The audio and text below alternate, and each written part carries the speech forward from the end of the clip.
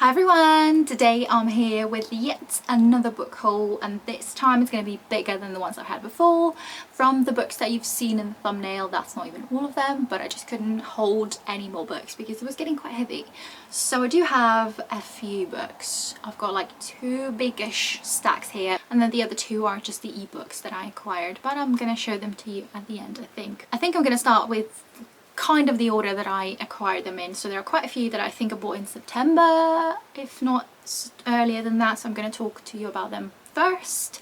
There are two books of stories in there, but I'm not going to go into too much detail about every single one of them because one of them I have uploaded the video of, the other one I have filmed a video, and I'm not sure in which order they're going in because I'm sort of behind on videos, especially wrap-ups, but so yeah, I'm not sure. But either way, if you want to see the Halloween Box of Stories edition, you will have to watch the video. So the first four books, I'm gonna talk about them as one book just because they're part of the series, but it's these four books by Cara Hunter, so there's kind of like a story behind it. So books 1 to 4 in a series of D.I. Foley series, I think. And I recently uploaded my 3-book wrap-up in which I talk about The Whole Truth by Cara Hunter and saying how much I loved that book. It was amazing, but because I never read the first 4 books, I wanted to. So I got the 4 books, and I know that the first one in the series is this one, Close to Home, and then in the rest of them I'm not sure in the order of them. In the first book we follow D.I. Foley, Adam Foley, who is investigating a case in where an 8-year-old girl is gone missing from a family party, and he knows that 9 times out of 10 it's somebody from the family or somebody close to the family. So that means somebody's lying, and he's going to uncover who it is. So like I said, really enjoyed book number 5 in the series, and I found it so captivating to the point that I just need to know more. I need to be more with these characters, and I just want more from this whole thing. So I bought the first 4 books. So yeah, I've got Close to Home. Again, I don't know what order they're in, but I also have All the Rage, In the Dark, and No Way Out. So all of these are like mystery detective type of books, and I'm very looking forward to reading them. Hopefully I can get to Close to Home sooner rather than later. My next book is a sci-fi, and that is The Mother Code by Carol Stivers, and I got this one for my birthday from my friend who got me like a book box for my birthday, which was really nice of him and kind of unexpected. So this is a sci-fi. I've never heard of this one before, so I got quite intrigued when I got it. So I'm going to read you the blurb. It's 2049. A bioweapon is out of control and has begun to annihilate Earth's population. In a race against time to save humanity, scientists design large-scale robots in which genetically engineered children will be incubated, birthed and raised.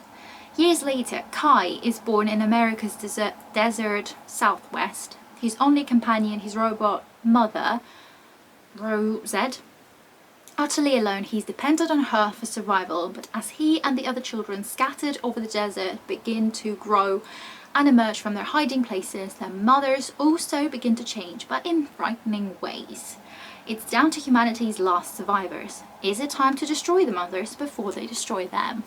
It sounds very intriguing, and I do enjoy a good sci-fi on occasion. I do find with them, you obviously have to pay a little bit more attention, so they can be tricky to read if you're tired. But I do love a sci-fi book, so I'm definitely very, very looking forward to this one. I've got a few books here that are like kind of spooky. I'm gonna talk about them in a minute, but I want to mention the other three books first, and then talk about Box of Stories as well.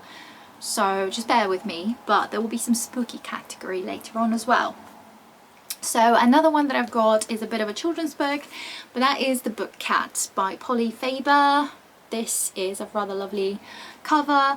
So my husband actually bought it for me when we once were in Mr. V's Emporium, and he thought it looked quite interesting, and he knows I enjoy children's books on occasion. So this one is the one he got for me because he was being nice to me and wanted to buy me a book. I've already read this one, but I'm gonna read you the blurb. So, Morgan is a young orphan who lives off scavenging until he finds a cozy home at a famous London publishing house. Over time he learns a trade and soon becomes the very best book cat in the business. And then the Blitz begins. Morgan finds himself training 20 odd kittens to be book cats, and then there is the small matter of secretly evacuating them out of London. Happily, Morgan has a plan. I probably didn't mention it, but it is set in the period of World War II. And this was just the sweetest story. Honestly, it's got a lot of beautiful, cute illustrations as well, which I found quite cute.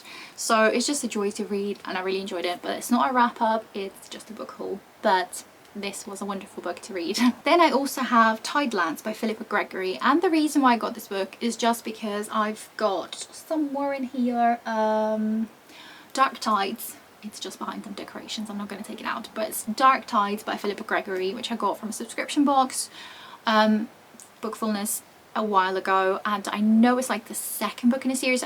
I'm not sure if you can read them separately or not, but when I've seen that it's the second book in a series, I thought, well, I kind of want to read the first one, and I've heard great things about Philippa Gregory, so I thought, when I was in a shop, I thought I'm gonna get it. So we've got Tidelands here. I'm not gonna read the blurb of every book, but this one I genuinely can't remember what it's about. So it is 1648 and the country is in the grip of a bloody civil war. The king is in exile and the people have learned to keep their allegiances secret. In the Tidelands of Sussex, where land and sea join together, the villagers are focused on survival and those who are different are regarded with suspicion.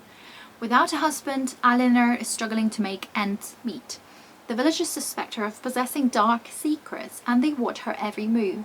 When she meets James, a man of status who needs a place of refuge for the night, she risks everything to show him the hidden ways across the treacherous marsh, not knowing if she's leading a spy and an enemy into her life. So I do enjoy historical fiction, and like I said, I have been meaning to go into Philippa Gregory because she's a very popular author and apparently she's really good at what she does. Especially I really want to go into her series about like royalty. But because I had that book, I also thought I'm going to start with these ones. And then if I like her writing style and everything, I might just go into that one when I'm more ready for it, I guess. So yeah, I'm definitely looking forward to this one whenever I'm in the mood for a bit of a historical fiction. Speaking of royalty, I bought this book kind of on a whim one day after a specific event that happened in September, and so Amazon sort of recommended it to me and I thought, okay, I'm gonna go with it. But it is Queen of Our Times, The Life of Elizabeth II by Robert Hardman, and of course it is a non-fiction book. This book was published before her death, so it was published I think earlier in 2022, funnily enough, in this year. And I'm just really intrigued for some reason. Historical events like the death of the Queen make me really want to read history, to learn more about history, just inspire me to know more all about it. And it is a chunker of a book, but I'm actually really looking forward to it because I'm interested in history, and of course this is going to touch upon some history as well and just the life of the Queen in general. And I'm really intrigued. I don't read enough non-fiction, but I want to, and I never read a biography before I think in my life, so this is me branching out to a completely different genre that I've never tried before, and I'm really looking forward to this one. I definitely want to know more about her life, how she lived, and yeah, like I said, it will touch upon some history, which will be quite interesting. And yeah, now I'll very briefly mention the 4 books that I got in my A Box of Stories box that I got in August, but the video will be linked down below for you to check out if you're interested to hear what they're all about. As you may be aware, I'm subscribed to Sci-Fi and Fantasy, but that time it didn't feel like there was Sci-Fi and Fantasy. It was rather, it felt like a different kind of box, but I'm still excited about the books. So we've got Triumph by Dan Abnett. And this one I think is more of a sci-fi dystopia kind of thing. It was published in 2009, but in this book it is year 2010, and Her Majesty Queen Elizabeth the 30th sits upon the throne. So, and there's a story behind that, but like I said, if you want to know what the book is about, you can have to watch the video, because I don't want to dwell too much on the books that I've already mentioned in one of the videos. So there we go, there's that one. Then we've got The Silence by Tim Leben, and this one seems like a sci-fi horror to me, if anything. Yes, it does say horror actually. And apparently there's a Netflix film. I've never heard of this before, but this one is the one I'm most excited for from this box. It just sounds so intriguing and sounds like my kind of thing, and I'm recently getting more into horror, so I'm looking forward to this one. I'm just going to read you one sentence. In the darkness of an underground cave system, blind creatures hunt by sound. I think that's all you need to know, and I'm actually really looking forward to reading this one, and I'd like to read this one sooner rather than later. Then we've got what I would describe magical realism, but that is Daughter from the Dark by Marina and Sergei Dyachenko. I like the cover of this one. I think it's got something to do with music as well, and from what I gather it looks like, yeah, dazzling display of Russian magical realism. So it sounds unusual because I don't think I've read a lot of magical realism, but since I've got the book I'm actually intrigued because it does sound rather interesting. So there we go. And then the last one we've got is another sci-fi, and that is Q by Christina Dalcher.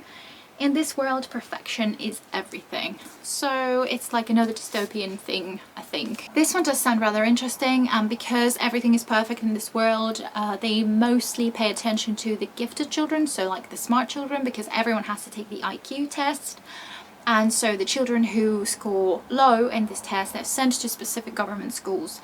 And the main character's daughter scores very low on this test, and so our main character decides to score low as well, just to go with her. But what she discovers there is far more terrifying than she thought. So again, sounds really intriguing, and I'm very interested in this one. On the topic of a box of stories, I'm also going to quickly mention the Halloween version as well, but again I won't go into too much detail because there will be, or has been, a separate video on those. So if you want to see what they're about, please go ahead and watch that video.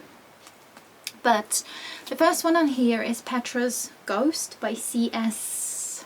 I'm sorry, I'm not going to pronounce that.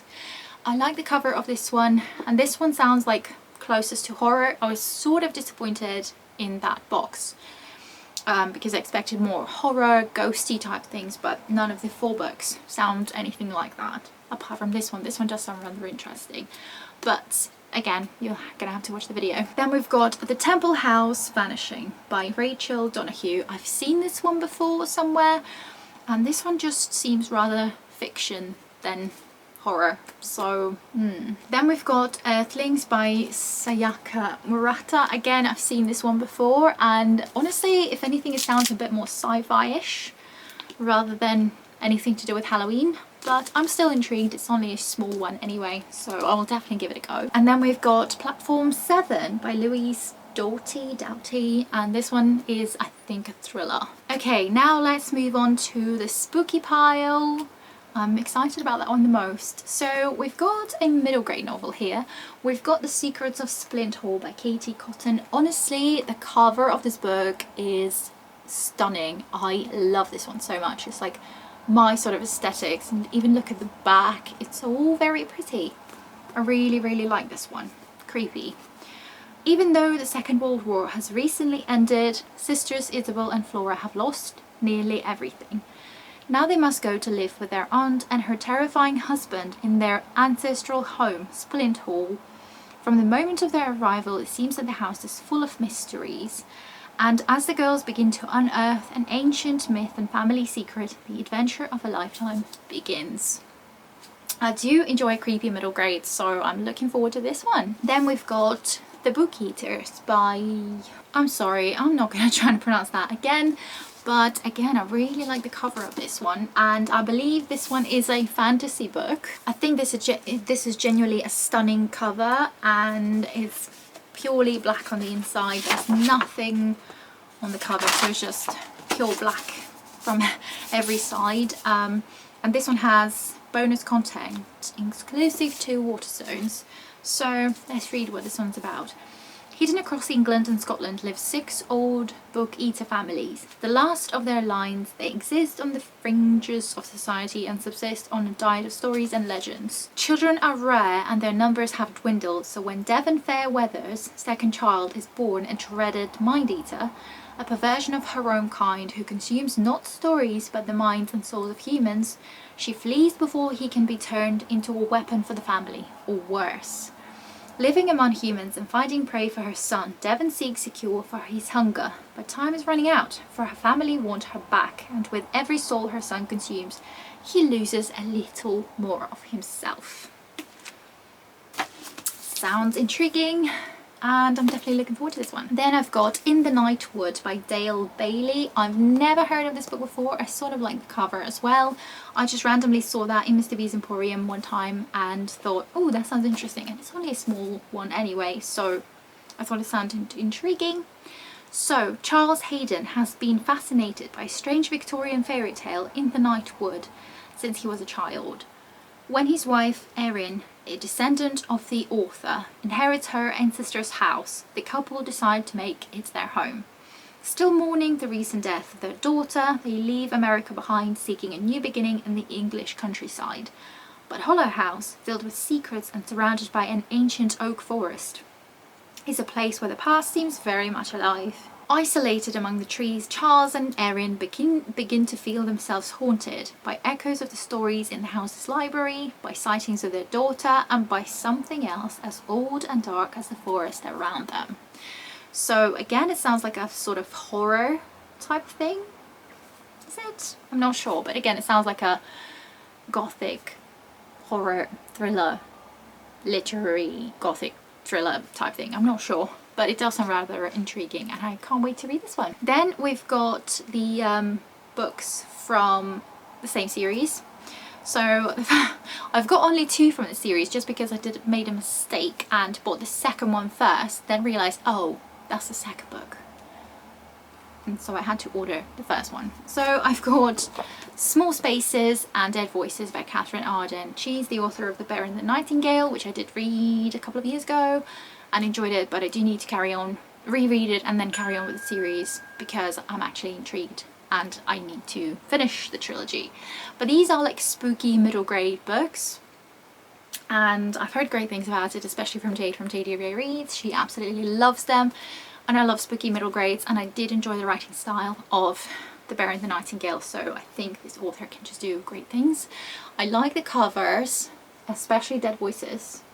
This is just a perfect cover. I really like them. So in this one, let me read you the blurb.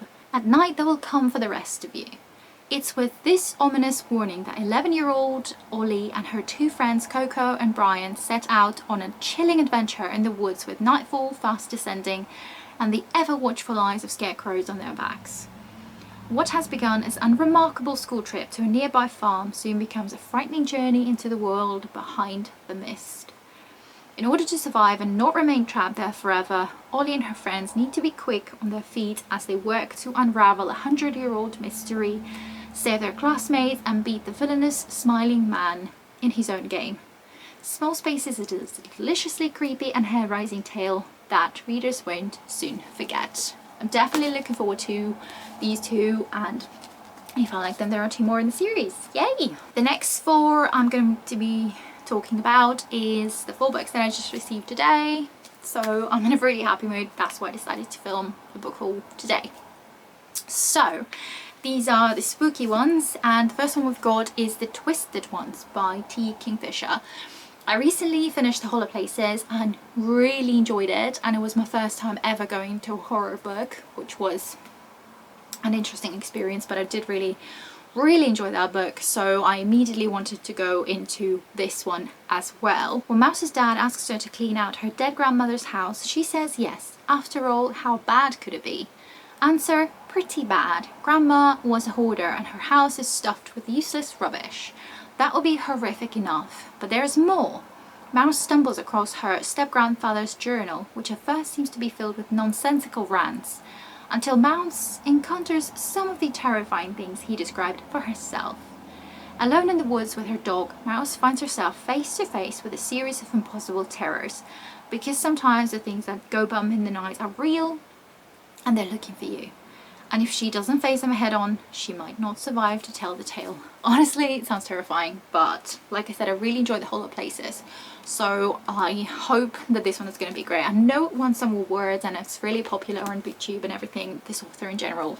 So I can't wait to read more of her stuff. Then I bought 2 books that I genuinely didn't know anything about. They sort of came as recommended on Amazon because of some other books that I bought before. But one of these books is by the author that I've read 1.5 books by, so I've listened to audiobooks by them, never finished the second one. Not to blame the book in the slightest way, it was just me not carrying on with the audiobook. So the first one is The Ghost Woods by C.J. Cook, and I've listened to The Lighthouse Witches by her, really loved it. And then also The Nesting is the one I haven't finished, but I was really enjoying it. I don't know why the hell I didn't finish it. But I think my plan is, if I enjoy this one, whenever I get to it, I might just buy the full lot of her books in physical format, because why not? Again, I really like the cover of this one. It's like a creepy thing, and it says, an eerie gothic thriller. In the midst of the woods stands a house called Lycanhole. This place is shrouded in folklore, old stories of ghosts, of witches, of a child who is not quite a child. Now the woods are creeping closer and something has been unleashed. Pearl Gorham arrives in 1965, one of a string of young women sent to Lycanhole to give birth, and she soon suspects the proprietors are hiding something. Then she meets the mysterious mother and young boy who live in the grounds, and together they begin to unpick the secrets of this place. As the truth comes to the surface and the darkness moves in, Pearl must rethink everything she knew and risk what she holds most dear. Definitely really excited, and like I said, because I've enjoyed the first 2 books that I've ever come across by this author, I expect it to be a great atmosphere, because that's what the author is great at. So really looking forward to this one. And also it's really nice to finally physically have a copy of her book, one of her books. So I think I'm definitely going to go ahead and buy the rest of them, hopefully. Another one is The Tall House by Carly Regan. Again, I really like the cover, and that's the one I didn't know anything about until I actually bought it, but now I have read what it's about and I'm even much more intrigued about this one. So, a house with history. That's how the estate agent described the old tall house on the edge of town. For Kelda, it's the perfect rural home for her young son Dylan after a difficult few years. But when Kelda finds a death mask concealed behind one of the walls, everything changes. Inexplicable things happen in the house. Kelda cannot shake the feeling of being watched, and Dylan is plagued by nightmares, convinced he can see figures in his room. As Dylan's behaviour becomes increasingly challenging, Kelda seeks answers in the house's mysterious past. But she's running out of time, because something has awoken, and now it won't rest. Wow, I'm genuinely very intrigued about this one. I can't wait to read this one. Hopefully I can get to it in October. If not, just at some point, it'll be lovely. So I'm very intrigued by this one. And then the 2 ebooks that I acquired, one of them I have already read, and that is Sailor Moon, the Eternal Edition manga series. So as a child, I used to watch Sailor Moon quite a lot. It was one of my favorite things. I used to play it a hell of a lot, like pretending to be her. I was obsessed with it when I was a child, and for some reason recently I sort of started thinking about it, and then got a manga thinking, well, I'm gonna read it. So I got it and I've already read it, so we'll be talking about it more in detail in my next wrap up. And the last book that I want to talk about was sent to me as an ebook by the actual author. He approached to me. His book is going to be published in January. I don't know if there's a cover. If it is, I'm gonna try and put a picture here, but I can't find it. But I know that the book is called A Wizard's Dream, and I'm sorry I'm not going to pronounce the name of the author because I'd rather not ruin it, but I'm going to try and somehow put it on the screen as well if I can. I'm going to read you themes from this book as the author put it in his email for me. The core question explored by the story is what ought to be the purpose of one's life as seen through the eyes of a young wizard apprentice. She is shaped by the likes of darkness, chaos and pain, and needs to use them to effect a personal transformation on her path to wizardry. And then there's also, he's explaining how the world of the novel has been personified. The land herself and her every part has emotions, motivation and agency. You will find masculine mountains and feminine rivers in a living land whose awakening is interconnected with that of the main protagonist. So I'm very intrigued about this book and I will get to it hopefully soon. So yeah, these are all of the books that I've acquired for the past couple of months. Please let me know in the comments if you've read any of the books and what you thought of them. If you like this video, please like and subscribe if you haven't already, and I will see you in the next video. Thank you for watching. Bye!